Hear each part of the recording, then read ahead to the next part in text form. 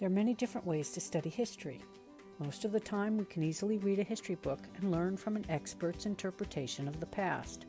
Sometimes we can learn from the past more directly through studying primary source materials, such as diaries and newspapers.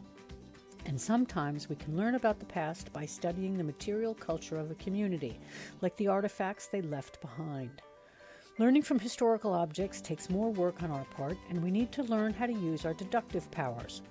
What does a hay fork from 1900 tell us about agriculture in the early 20th century? What's a candle mold? How did people use such things before there was electricity in the area? What was life like for families that used chamber pots in the 1920s? How comfortable were the narrow, high-button shoes of the 1890s? This form of historical learning takes a kind of detective work, and it can be as fun as it is challenging. The History Center's object collection contains thousands of examples of artifacts from life in Tompkins County, dating back to the late 18th century. Our textiles highlight the clothes people wore, and our household items teach us about day-to-day life in the home. Things like late 19th century typewriters teach us about local industry and the long and interesting chain of development to today's laptops and smartphones.